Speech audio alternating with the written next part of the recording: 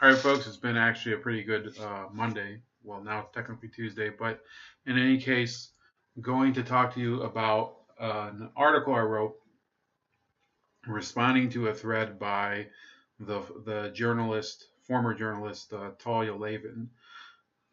She used to work for the New Yorker, and she was a fact checker for them. And she actually had to resign because she claimed that this ICE agent may have been a neo-Nazi, but it turned out that he wasn't.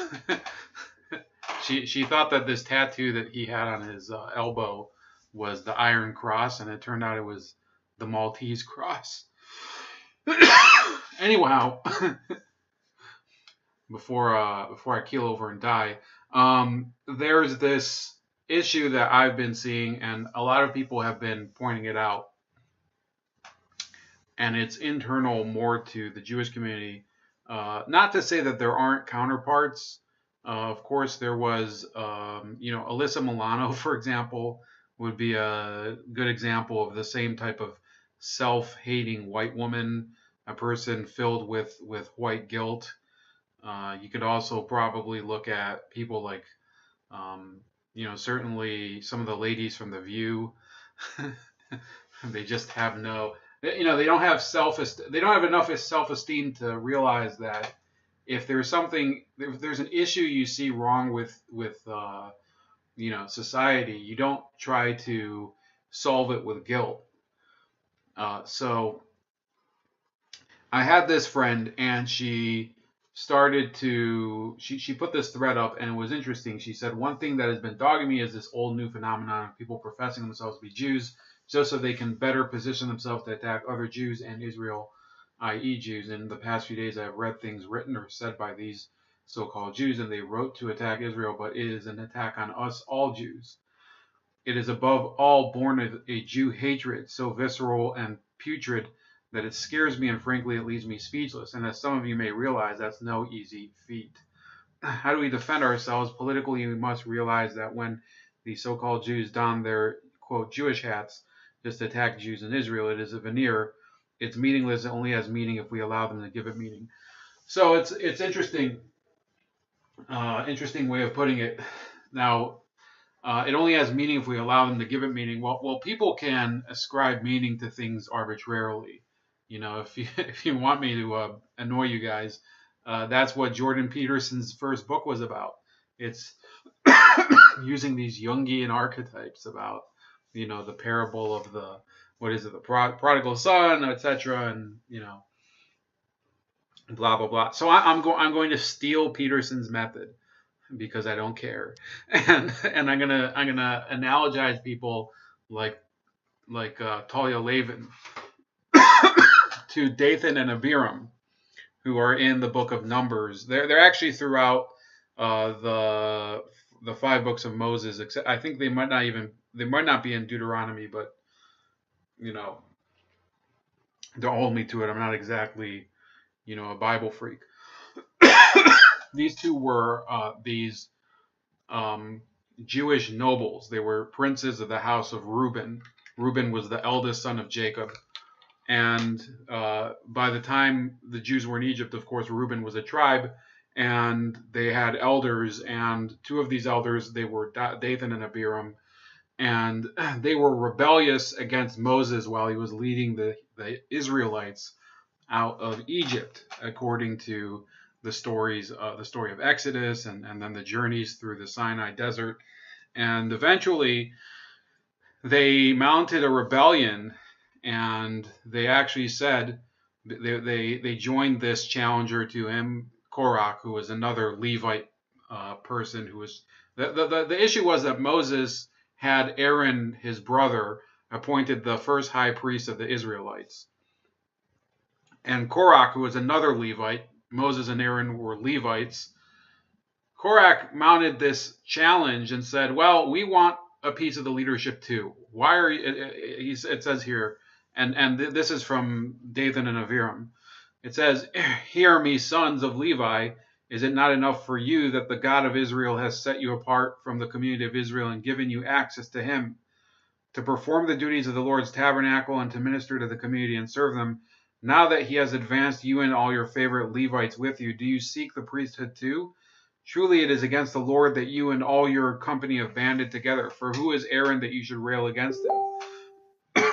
So these people are essentially, you know, it's the same thing with the type of people that she's talking about. They don't recognize really any sort of authority within the Jewish community, which I guess is okay.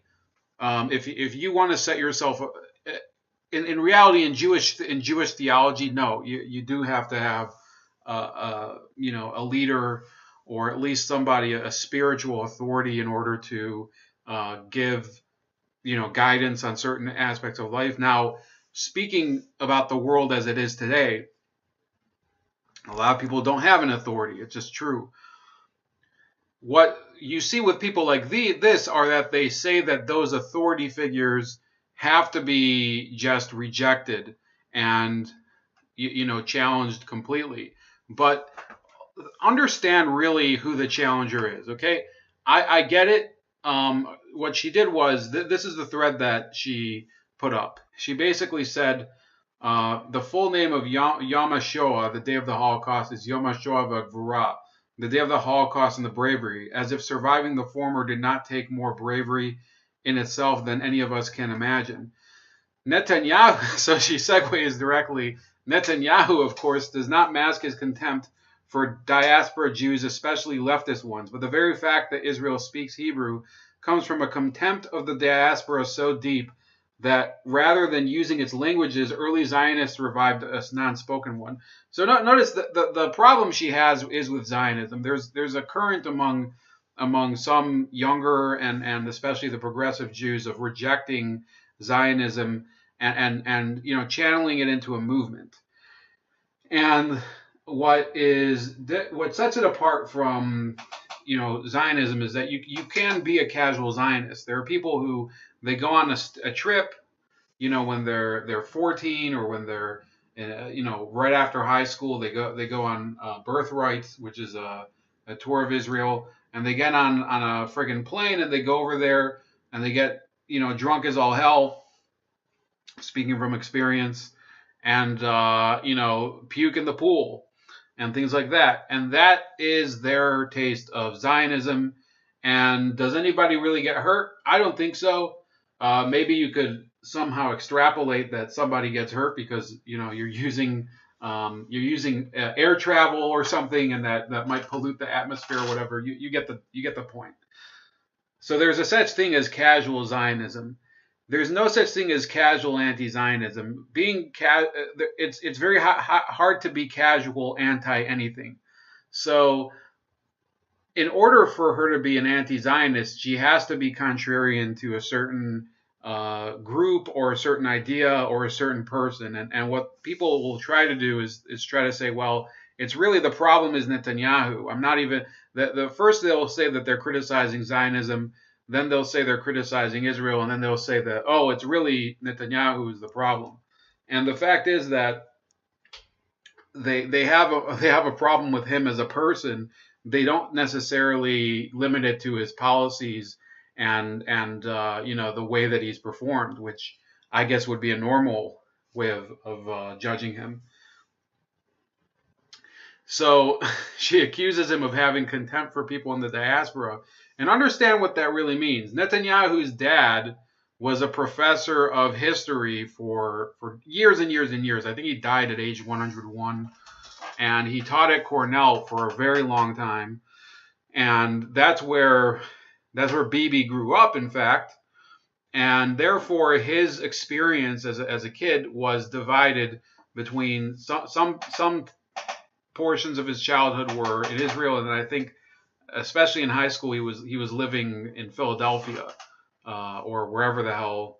I think it was Cornell. Cornell is in Ithaca, whatever. So you get the point. So the issue is that he understood the diaspora because he lived in it. He was basically an Israeli living in the diaspora as a child. And then he moved back with his brother or after his brother started serving in the army, and eventually became, an officer in the most elite unit of the Israeli military, Sayeret Matkal. And then, of course, his brother gets killed in the Entebbe operation, and the rest is kind of history. He moved back here. He went to MIT. Netanyahu got, I believe, an MBA at MIT. He ends up being a businessman here in the States for a few years. Later, he gets appointed an Israeli ambassador to the UN, I believe. And then he gets into politics, and here we are today. So I personally, I haven't seen any evidence throughout his career of Benjamin Netanyahu having contempt for the diaspora. Now, I will say that he does seem to have a fair amount of arrogance and this belief that he's this unique person that can save the country. And I think that it's fair to criticize. It's wrong for one country to be tied to the fortunes of one person. Of course, you do need people to step into leadership roles, but Netanyahu has been in leadership for a while, and I don't understand why so many people think he's so amazing. I think he's run the country the same way for 10 years, and it's still burning up in the South and whatever. I have friends who basically say he hasn't solved anything, but the key issue is that Talia Lavin and her type of what they call the diaspora identity, or the secular Jewish identity, they are basically in a negationist group, or I think that's what you would call it. They're a group that they're more interested in talking about what they're against than what they're for. What is secularism? Secularism is more the absence of belief, or the absence of affiliation with a certain belief system, belief in a deity, belief in a spiritual system. That's what secularism is associated with. I wouldn't say that that's the definition of it. So it's more about what it's not than what it is. And then you see a lot of this anti-Zionism is more predicated on being contrarian to it, because what they want to have people think is, well, we are the more humanistic stream of Judaism, when in reality, I don't think the humanism is really the point. So what she had here was this list of people, and she actually brought up Eli Valley, who's a pretty intense cartoonist who he started drawing political cartoons that are pretty much defamatory towards Jews. Now, the fact is that he is Jewish, and so is Talia Lavin.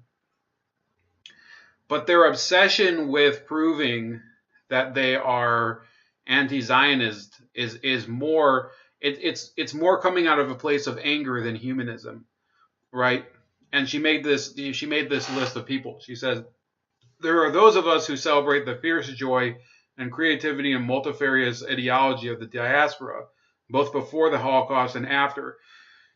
The Bundists, socialists, communists, Hasidim, mitnagdim, prostitutes, and pickpockets and poets, they fought, loved, died, and lived. So what's the list of people here? So the socialists and communists, the Bundists, that was a group of people that they were kind of social.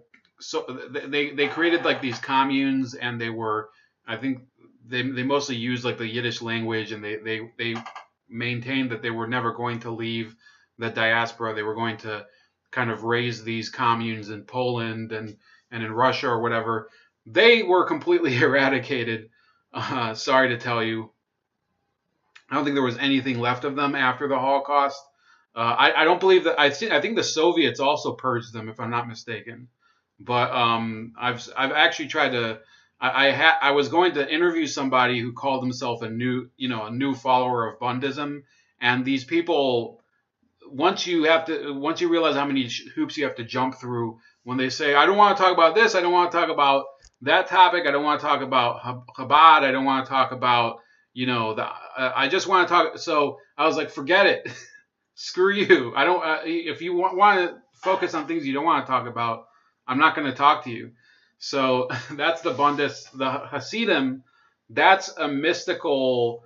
Actually, yeah, they're kind of these people who they talk more about the mystical aspects of spirituality. They're ultra orthodox Jews, and then there's the Mitnagdim, who they are the opponents of the Hasidim. They talk a lot more about the legal aspects of Judaism, and then prostitutes, pickpockets, and poets. The reality is that she probably doesn't respect the Hasidim and the Mitnagdim.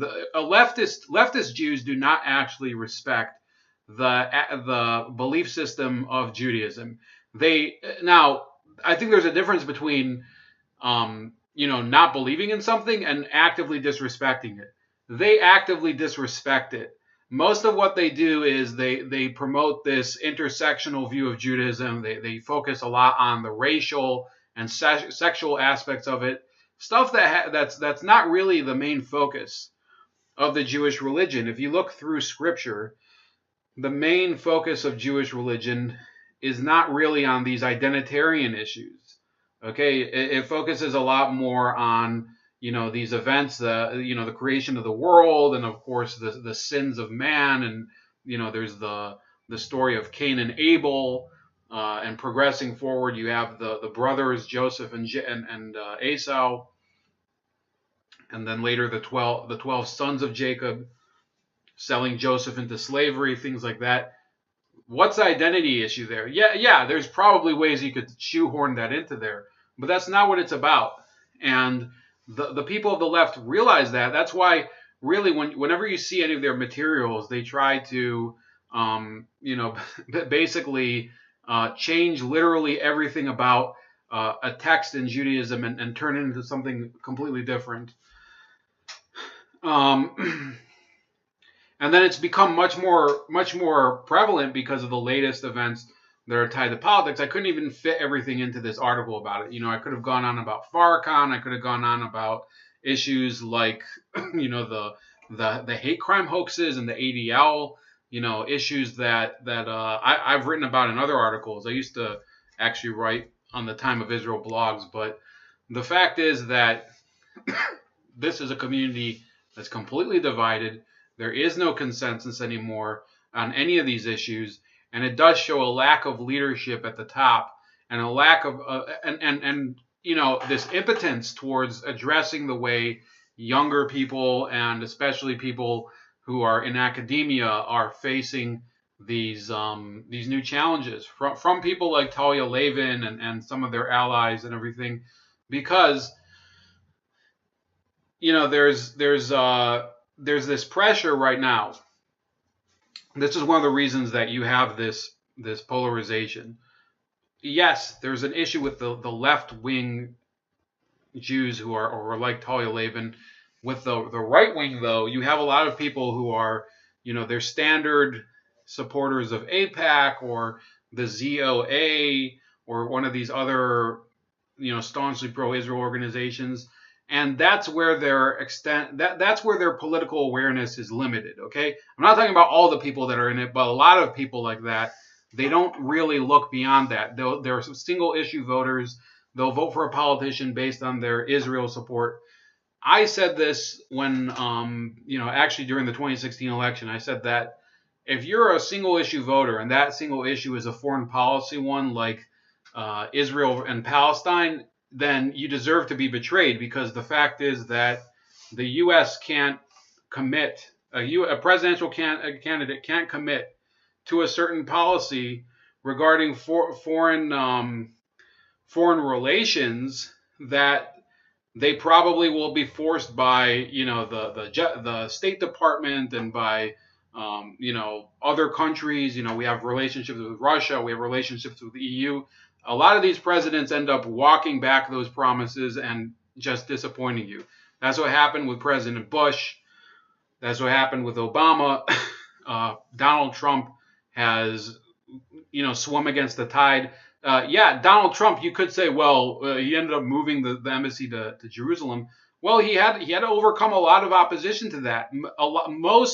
Most candidates that American pro-Israel Jews have supported that were in favor of that, would have never been able to execute it because they just don't have the backbone that somebody like Donald Trump has. It's just a fact. President Clinton was not a horrible president. Okay, I don't like anything about him, and I think he was a horrible, corrupt person. But as a president, he was pretty competent, and he did the Dayton Accords in Bosnia. People forget about his accomplishments. People forget that he got the Good Friday Accords signed. There's plenty of crap that you can say about Bill Clinton that's true, things that he did that were wrong. But he did a number of things that were right. But he could not have moved the embassy to Jerusalem because of the political pressure around the world and everything. And he was a weak man in that respect. So when I see a lot of these single issue voters on the right, or even some of them are centrist Democrats, I have a hard time respecting them because you're putting all of your eggs in one basket on this one issue that they can't deliver. So that's why I've supported Ron Paul. I've supported his son also, Rand Paul. I believe that they are the type of people who would sort of decouple this dependency, have Israel manage its own affairs, be able to have the latitude, not have them tied down to U.S. Declarations, the U.S. forcing, the hand of either the Israelis or the Palestinians or whatever. I think that if Israel is to be a free country, a sovereign country, they can't be dependent on the U.S. I don't care who these lobbyists and pro-Israel people are. It's my belief system. I don't care about all the negative stuff they'll say about Ron and Rand Paul. It's not about them. It's about the idea. So, when you look at these people who are activists on the left, people like If Not Now and J Street and Jewish Voice for Peace, their whole identity is predicated on opposing Israel rather than on promoting anything. Yeah, they'll claim that they're promoting the Palestinian cause and promoting human rights, but they're not. And the fact is that Talia Lavin, this is one of the main points I'm trying to make, is that after her fake news article where she basically got shamed for calling this paraplegic Marine Corps veteran, ICE agent, a Nazi, and having to resign, did she get, was that enough? No. The School of Journalism at NYU, which is one of the more heavily Jewish campuses in the country, they decided to name her a faculty member at their journalism school. Okay?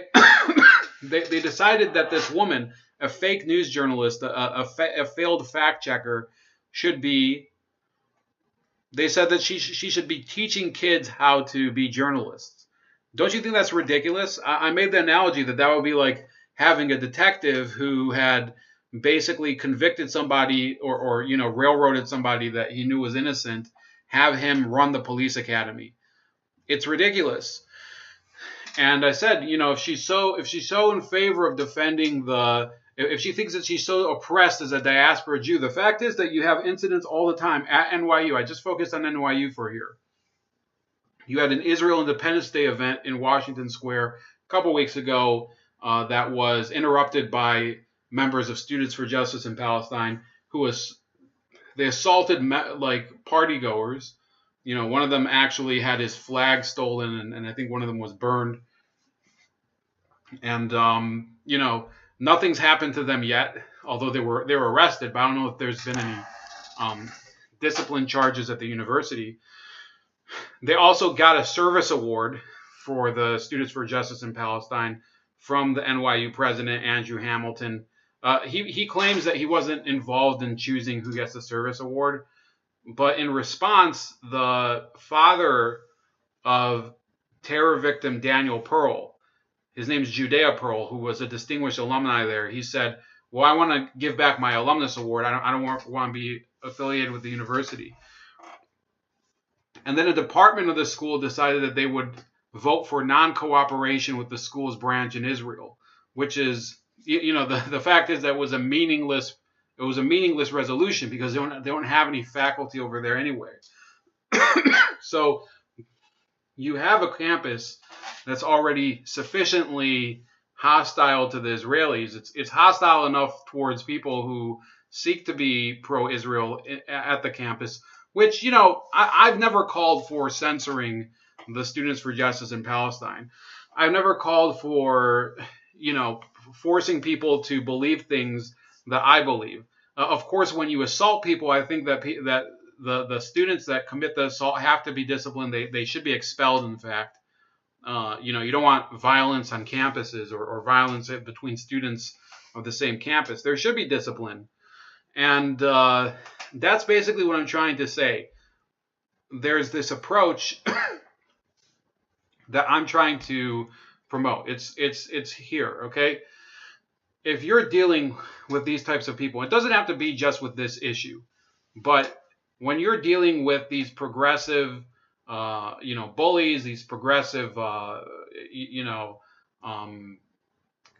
basically this mob of progressive activists, what you have to always remember is to never sacrifice the facts. If you tell lies, things that are factually incorrect about them, then anybody who's watching from the side suddenly realizes that maybe this isn't even a debate that's worth listening to.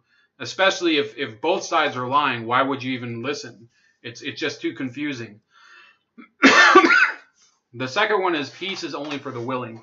So when you're dealing with somebody who's confrontational, you can't keep extending the olive branch, okay? That's what was done at Washington Square Park with these NYU party goers. After this assault, the Realize Israel group they said that they want a dialogue with the SJP. You shouldn't say that. A dialogue is only done with people who recognize the value of discussion over confrontation. And most progressives, and if you're a progressive out there and you're denying this, maybe you're among the exceptional few, but most of them believe that dialogue with people in the center or dialogue with people who are on the right is a betrayal of their ideals. They see themselves often as revolutionaries. Some of them are not revolutionaries, but many of them see themselves as revolutionaries. And the third idea is to never censor. So in these times, there are issues of pro-Israel groups calling for censorship of anti-Zionist groups, anti-Semitic groups, or whatever. That's not going to work. People don't believe in censorship in this society, in the United States. And in fact, it's becoming a sign of the weakness of one's arguments. If you call for the silencing of your enemy, it sort of means that you don't have the strength or patience or the intellect to really counter what they're talking about. And then the fourth one is that you have to burn bridges if necessary. You can't be afraid to cut ties with an institution or a group. It doesn't mean that you should deliberately fight with people. But if you are part of a university or part of an institution or participate in some sort of program where you think that you're being sold short and just ignored, I think that you need to cut ties and basically say no more, no mas, I am done. I'm withdrawing my investment. I'm withdrawing my donation. No more ties to you. I'm not endorsing anything you're doing. Not going to participate in any research you're doing, anything like that. And then, and by the way, things that happen where you're physically assaulted or that's in some way you're damaged, you should absolutely sue. Sue all the way. The Covington kids are showing the way. These, what do you say? From the mouths of babes, they say. You should hear it from the mouths of babes. So these kids, these snarky, smirking kids over in Kentucky, they showed the way. They're suing the NBC. They're suing CNN. I think they're suing what was the Washington Post. So yeah, that's the way to do it.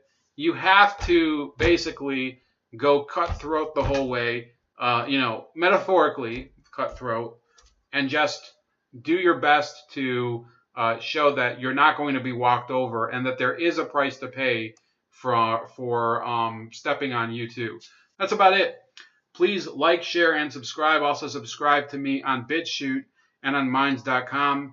That's at Chef Leopard, and also on Gab. That's at Starscream85. You can also contribute to me on Subscribe Star. That's also at Chef Leopard, and I'll talk to you later.